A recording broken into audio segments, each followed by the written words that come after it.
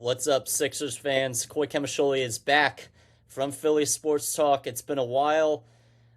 This happens every year when the Sixers lose. So, it's been a month and a half, and I didn't record at all about the Sixers. I needed a nice long break. The last 76ers podcast created was after Game 3 against the New York Knicks, which was, I believe, on May 8th. So this will technically be the end of season episode from Game 4.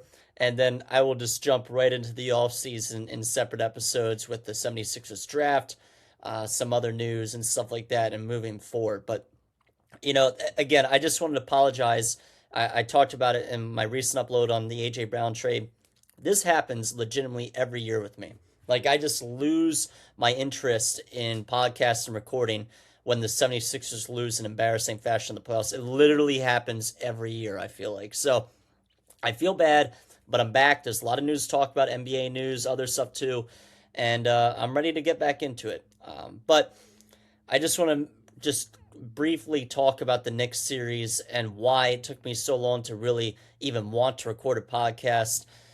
It's just, this team has just gotten to a point where, like, this is the least I've cared about the Philadelphia 76ers in a long time. Probably since before I started even watching them, if I'm being honest. I just don't understand how anybody can watch this team anymore and really enjoy them, like, for what they are. They are one of the most poorly ran organizations in all of sports. And, I'm saying this stuff right now. Could you imagine if I recorded right after Game 4 when we got swept? It would have been bad. We were just outperformed against the Knicks. And the funny thing was, I believe it was even like Game 2, we could have won, but Maxey just went dead in the final few minutes, even though he played like 46 minutes of the night. And we just didn't. We just stopped scoring, and the offense it just looked like they didn't know what they were doing anymore. Like, there was a couple games that we could have possibly have stolen over the Knicks, and then the last couple were blowouts.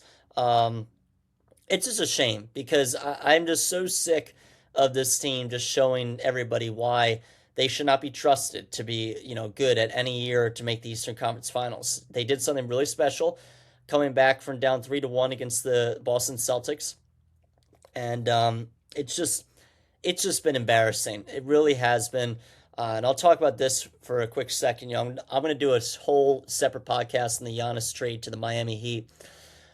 This, like, I guess it's okay the Sixers didn't make the move to go get Giannis, but I just, even if it wasn't possible, it's more so the principle of what this team has been the last 8 years since they were supposed to be contending.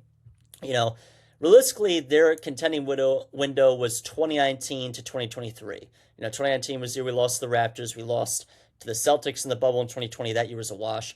2021, we were the 1 seed against Atlanta.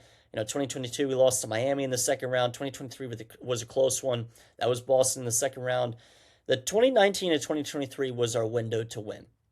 And the Sixers have just constantly paid the wrong players, a.k.a. Paul George, Ben Simmons, Tobias Harris. The list will go on and on and on. Al Horford, which honestly, I'm almost giving the Sixers a pass on the Al Horford because he was good before he went to the 76ers, and then he became rancid with us and then became solid again once he left.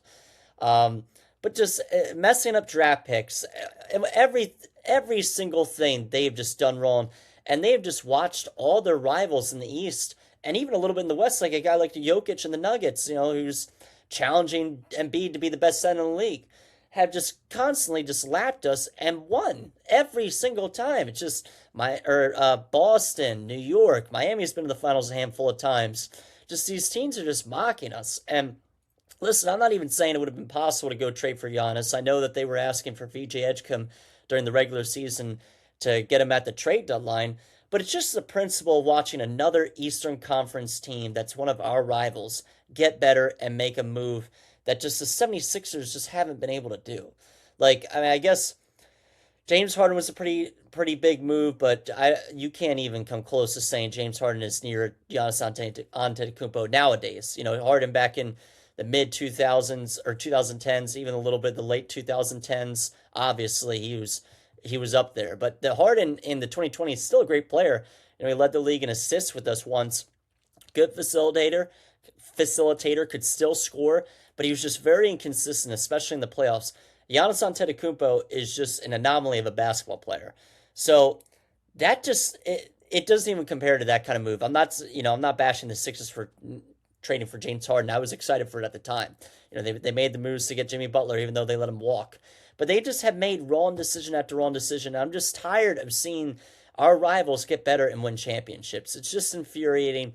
This team not even making an Eastern Conference Finals is just truly the most disgraceful thing, maybe in all the sports. And honestly, that might sound biased, but if you really think about it, it's kind of like the team's supposed to be good and supposed to be winning championships or at least coming close, and they're not even getting out of the second round. Not at all. It's just in 8 or 9 years, you would think that something would change and just hasn't changed over time. And it just feels like it's getting more embarrassing every single year. The 3-1 comeback over Boston was great. I really enjoyed it. It wasn't a pretty basketball series by any stretch. So that's the whole idea of it. That's the reason why I brought the Giannis trade into this podcast a little bit, because it's just another one of our rivals continuing to get better, lapping us as an organization, laughing at us too. It's just a shame. It really is, because the Sixers are one of my favorite teams. Obviously I'm a Sixers fan, but I probably want to see them win more than any other Philly team right now. And it just feels like this team is in such purgatory. Joel Embiid was really probably only capable of winning a championship in that same window I mentioned earlier, 2019 through 2023. After that, just the years are just going to start blending together. 2024 was the year we lost the Knicks in round one. He had the knee injury again and Bell's palsy. 2025, he missed the playoffs. 2026, here we are getting swept by them. And they go on to win the NBA Finals. It just shows we weren't close at all, no matter what we did in that first round. So it's generally a shame, guys. But I'm not just going to beat a dead horse. If you want to hear more and more negative Sixers stuff, just go back and listen to the previous 3 podcasts on this team during that playoff series. But again, I apologize for lack of uploads. This happens every single year with me when the 76ers lose. The good news is Daryl Morey is out as 76ers president of basketball operations, which is great.